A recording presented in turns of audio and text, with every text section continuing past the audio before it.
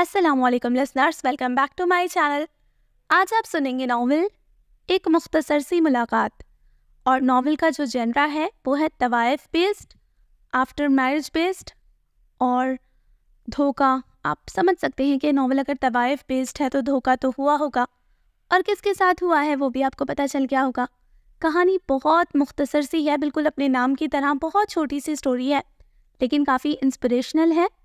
تو یہ ناول ہے ایک لڑکی کی کہانی جس نے اپنے لیے ایک بہت ہی غلط فیصلہ کیا۔ مطلب ہوتا ہے نا کہ آپ زندگی میں ایک بار غلطی کر دیتے ہو، پھر اس کا بھگتان بہت بڑا ہوتا ہے جو آپ کو بھگتنا پڑتا ہے۔ تو ایسے ہی جو ہماری ہیروئن ہے اس کے ساتھ ہوا۔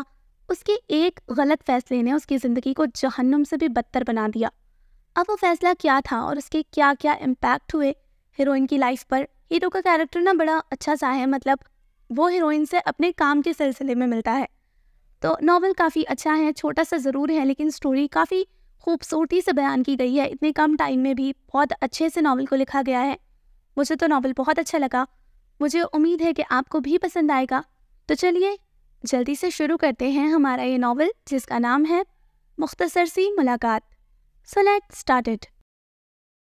And the best documentary of the year award goes to...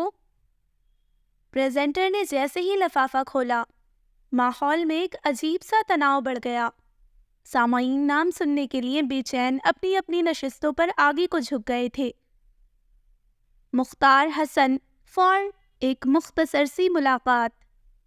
نام سنتے ہی سب اپنی اپنی نشستوں سے کھڑے ہو گئے اور مجمع تالیوں سے گونج اٹھا۔ اپنا نام سنتے ہی مختار کا دل اس کے سینے میں زور و شور سے دھڑکنے لگا تھا۔ اس نے اسٹیج کی طرف اپنا راستہ بنایا۔ اس کی آنکھیں خوشی کے آنسوؤں سے چمک رہی تھیں۔ ایوارڈ لیتے ہی اس نے سامعین کی طرف دیکھا اور مسکرا دیا۔ یہ وہ لمحہ تھا جسے وہ کبھی بھی نہیں بھولنے والا تھا۔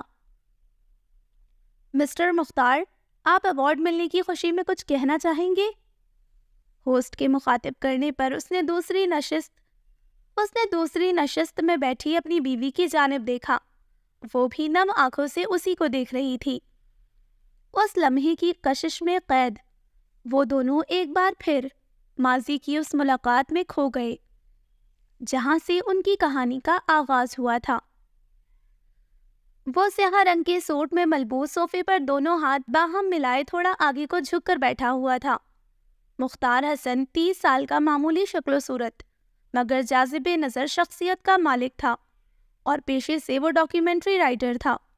وہ جسم فروش خواتین پر ایک ڈاکیومنٹری لکھنا چاہتا تھا، اور عاصم نامی شخص کے تعاون سے وہ یہاں تک پہنچ سکا تھا، جو غالباً وہاں موجود لڑکیوں کے لیے گاہک ڈھونڈ کر لاتا تھا اور باقی دوسرے ضروری کام بھی سر انجام دیتا تھا۔ بہت عزت کے ساتھ مختار کو جشن خانے میں بٹھایا گیا تھا، جہاں رات میں رقص و موسیقی کی محفلیں سجا کرتی تھی، اور اس کی خاطر مدارات میں بھی کوئی کمی نہیں چھوڑی گئی تھی۔ اس نے سر اٹھا کر نظر پورے کمرے میں دوڑائی۔ یہ کمرہ باقی کمروں کے مقابلے میں کافی بڑا اور اچھا سجا رکھا تھا، جس میں اونچی چھتیں اور اونچی کھڑکیاں تھیں جو کافی قدرتی روشنی فراہم کرتی تھی۔ پوسٹرز اور پینٹنگز سے سجایا گیا تھا جس میں خوشی اور جشن کے مناظر دکھائی دے رہے تھے۔ ایک کونے میں ایک چھوٹا سا اسٹیج تھا جہاں موسیقار اپنے آلات پر جاندار دھنیں بجا کر محفلیں سجاتے تھے، اور درمیان میں بڑی سی جگہ خالی تھی جہاں طوائفیں رقص کیا کرتی تھی، اور ارد گرد تخت نما صوفے رکھے تھے۔ اس نے کلائی پر بندی گھڑی کی جانب دیکھا۔ دوپہر کی کچھ 2 بج رہے تھے۔ چونکہ رات کو ان سے ملاقات کرنا مناسب نہیں تھا، کیونکہ یہ وقت ان کی روزی روٹی کمانے کا تھا، اس لیے ملاقات کے لیے دوپہر کا وقت ہی طے پایا تھا۔ اس وقت گاہک نہ ہونے کے برابر تھے، اور رات بھر اپنا بدن تڑوا کر محنت کرنے کے بعد لڑکیاں صبح دوپہر تک سو رہی تھیں۔ یہ کوٹھا ہیرا منڈی یعنی شاہی محل کا سب سے بڑا اور مشہور کوٹھا تھا، جو تارا بائی کی سرپرستی میں تھا، جہاں مختلف وقتوں کے سیاستدان اپنی رنگین خواہشات کی تکمیل کے لیے آیا کرتے تھے۔ اور آج بھی یہ کوٹھا امیر کبیر اور نامور ہستیوں کی آماج گاہ تھا۔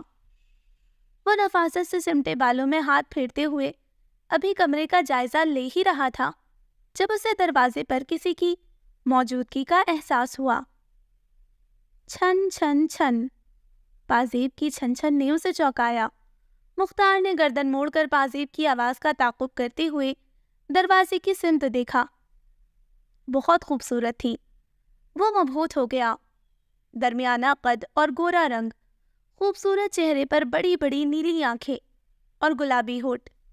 اس نے نیلے رنگ کی قمیض اور کالے رنگ کا دوپٹہ بہت اچھے سے سر اور سینے پر پھیلایا ہوا تھا۔ سنہرے لمبے بال جو کمر سے ذرا نیچے تک تھے ہلکی ہلکی نمی لیے ہوئے تھے۔ اس نے پیروں میں پازیب پہنی ہوئی تھی۔ اسے وہاں کھڑا دیکھ کر مختار یکدم صوفے سے کھڑا ہو گیا۔ وہ کوئی 18 برس کا نوجوان نہیں تھا جو کسی کی شخصیت کے رعب میں آ کر گھبرا جاتا، وہ بھی ایک طوائف کو دیکھ کر۔ مگر نہ جانے کیوں اس لمحے وہ اسے دیکھ کر گڑبڑا گیا تھا۔ وجہ اس کی آنکھوں میں چمکتی پر اعتمادی اور شخصیت میں موجود وقار تھا۔ اسے اپنی غیر دانستہ حرکت پر حیرت ہوئی۔ اس کے مہکتے وجود نے مختار کو الجھن میں ڈال دیا تھا۔ رسمی الیک سلیک کے بعد مختار نے اپنے دائیں جانب والے صوفے پر بیٹھی 26 سے 27 سال کی اس نوجوان دوشیزہ کو دیکھا۔ اس کے پہناوے اور بول چال سے اسے وہ نہایت ہی نفیس، پڑھی لکھی اور باذوق عورت لگی تھی۔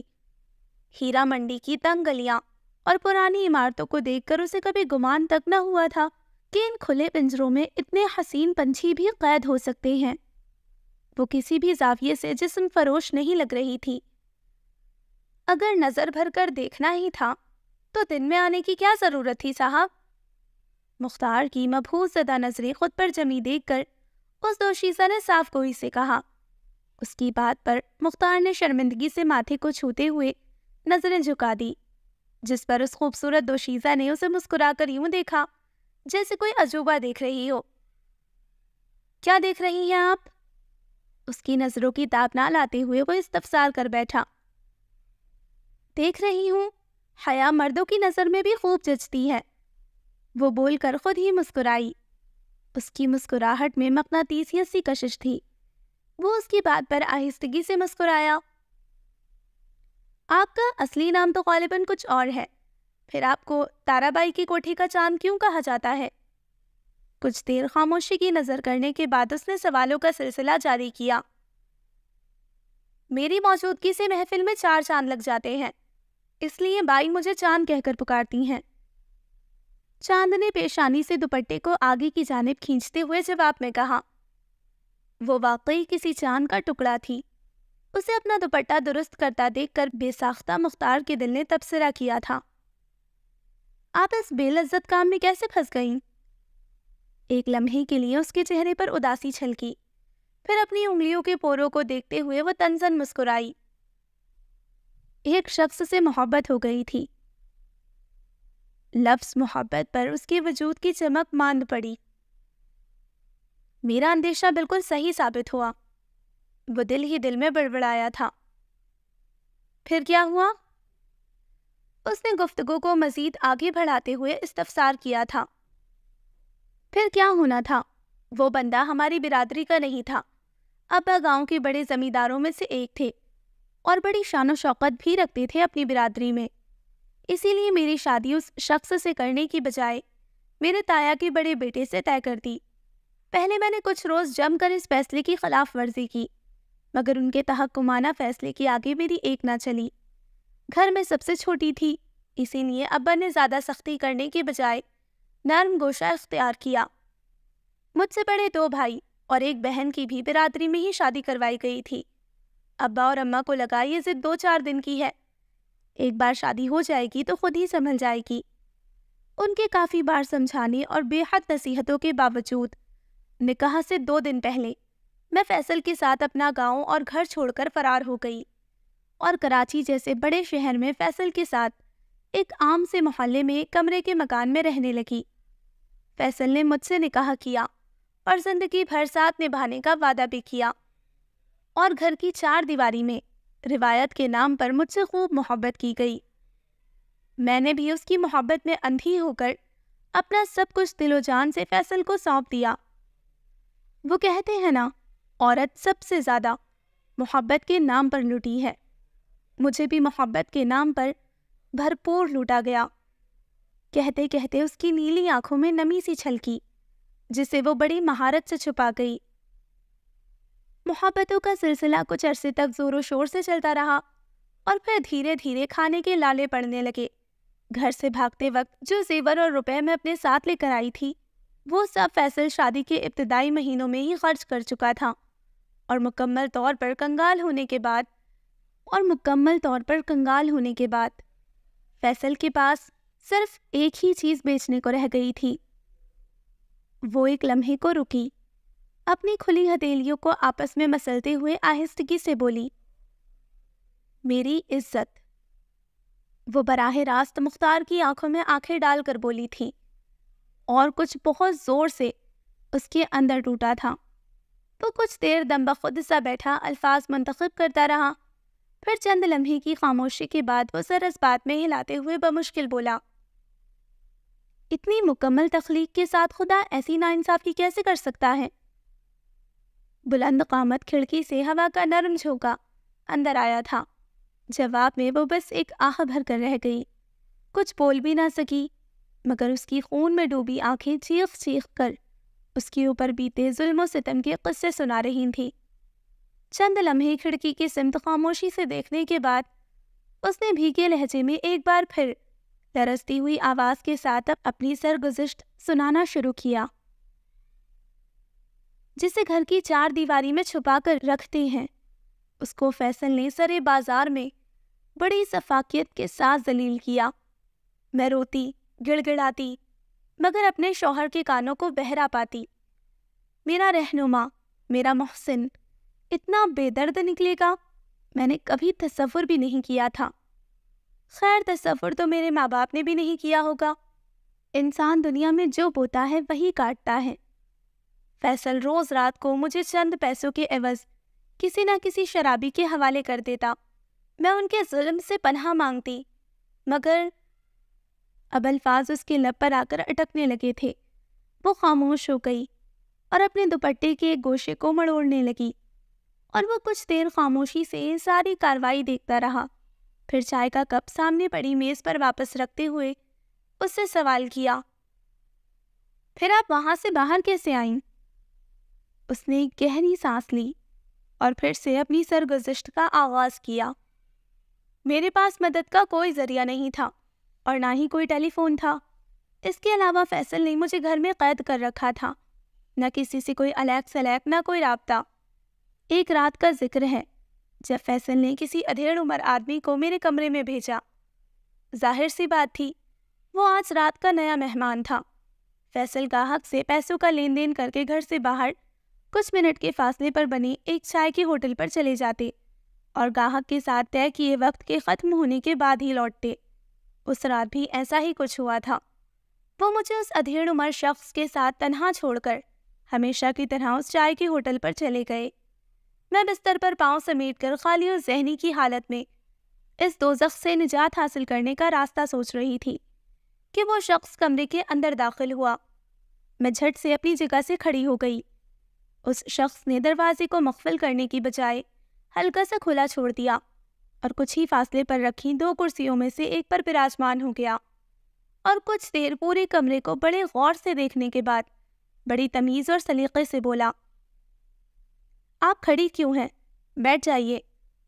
میں حیرانی اور الجھن کے ملے جھلے تاثرات لیے اس شخص کو دیکھ رہی تھی جو بہت نرم گفتار تھا۔ میں اس سے کچھ فاصلے پر رکھی دوسری کرسی پر بیٹھ گئی۔ اب وہ شخص نہایت ہی ہمدردی سے میرا حال احوال پوچھ رہا تھا۔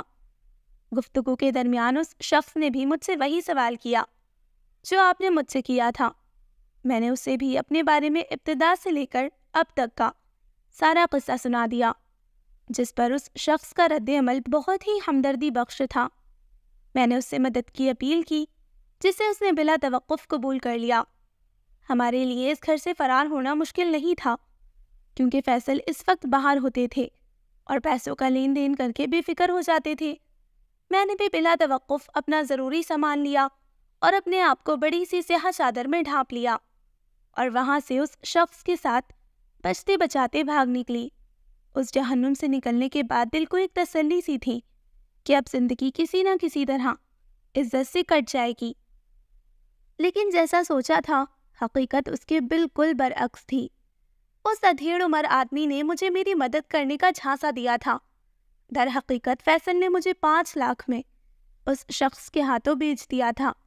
اس شخص نے مکاری کا حربہ اپنایا تاکہ علاقے والوں کو کانوں کان خبر نہ ہو، ورنہ دوسری صورت میں اس کا بھانڈا پھوٹ جاتا۔ اس لیے بڑی چالاکی کے ساتھ دونوں نے میری آنکھوں میں دھول جھونکی۔ کچھ عرصہ اپنے پاس رکھنے کے بعد وہ شخص مجھے لاہور لے آیا اور تارا بائی کے اس کوٹھے پر بیچ دیا۔ پہلے تو میں نے کچھ دن بھرپور مزاحمت کی، مگر کچھ حاصل نہ ہوا۔ چہرے کو چھوڑ کر جسم کے ہر حصے کو اذیت کے ایندھن میں جھونکا گیا۔ مطلب؟ مختار ناسمجھی سے اسے دیکھنے لگا۔ اس کے معمولی سے استفسار پر اسے وہ اذیت بھری التجائیں اپنے کانوں میں سنائی دینے لگی جو وہ سرخ گرم سریے کو اپنے وجود پر دہکائے جانے پر مقابل سے کرتی تھی۔ آپ ٹھیک ہیں؟ مختار کو وہ بہت ڈسٹرب اور ٹرامیٹائز لگی۔ وہ کھوئے کھوئے انداز میں مختار کے سوال کو انسنا کیے بولتی گئی۔ زندگی سے مایوس ہو کر خودکشی کرنے کی بھی کوشش کی، لیکن موت نہیں آئی۔ رب کو شاید میری سانسیں میری موت سے زیادہ عزیز تھی۔ جب مانگنے سے موت بھی نہ ملے تو رب کے منصوبوں پر اعتبار کر لینا چاہیے، کیونکہ وہ جو جگہ اپنے بندوں کے لیے منتخب کرتا ہے وہی ہمارے لیے بہترین ہوتی ہے۔ کیا آپ کو واقعی لگتا ہے کہ یہ جگہ آپ کے لیے بہترین ہے؟ رک کر کوٹھی کی در و دیوار کو ٹٹولتی نگاہوں سے دیکھا۔ مختار کے استفسار پر وہ کچھ نہیں بولی، بس مسکرا کر رہ گئی، جیسے اپنی سوچ پر ہنس رہی ہو، اپنی تسلیوں کا مذاق اڑا رہی ہو۔ ہر صبح سورج چڑھتا دیکھ کر یہی امید کرتی ہوں کہ شاید آج مجھے اس جہنم سے نجات مل جائے گی، مگر ہر ڈھلتے دن کے ساتھ میرے حوصلے پست ہوتے جاتے ہیں، امیدیں نئے سرے سے ٹوٹتی ہیں۔ پھر سوچا کہ جسم تو بس ایک گوشت کا ڈھیر ہے، اور اسی کے چلتے میں نے اپنی روح کو اللہ سے لو لگانے میں مصروف کر دیا۔ جب اللہ سے لو لگائی تو پتہ چلا زندگی بہت مختصر ہے اور یہ غم بہت چھوٹے۔ اس نے سر اٹھا کر کوٹھی کی چھت کو دیکھا۔ اس کمرے کی ہر دیوار مجھ پر گزری اذیتوں کی گواہ ہے۔ وہ تمام قہقہے جو تبلیغ کی تھاپ پر میرے رقص کو دیکھ کر مارے جاتے ہیں، وہ نوٹ جو میرے وجود پر پھینکے جاتے ہیں، وہ گندی اور میلی نگاہیں جو میرے جسم کا طواف کرتی ہیں، وہ ہاتھ جو مجھ پر ہر رات صاف کیے جاتے ہیں، ایک روز میرے حق میں گواہی دیں گے، میری معصومیت کی قسم کھائیں گے، میرے جسم پر مرہم رکھیں گے، اور اس روز مجھے میرے صبر، میری ریاضتوں کا صلہ مل جائے گا۔ وہ بول رہی تھی تو ایسا لگ رہا تھا کہ جنازے پر کوئی بین کر رہا ہو۔ مختار نے بمشکل نظر اٹھا کر اس دوشیزہ کو دیکھا۔ اس کی آنکھوں میں نمی اور چہرے پر بلا کا اطمینان تھا۔ وہ کچھ دیر حیرت سے اپنی کھلی ہتھیلیوں کو سر جھکائے معاف ذہن کے ساتھ گھورتا رہا۔ پوری گفتگو کے دوران وہ نیچے ہی دیکھتا رہا تھا۔ بمشکل 2-3 بار ہی اس نے اپنے سامنے بیٹھی دوشیزہ کو دیکھا تھا، وہ بھی محض ایک لمحے کے لیے۔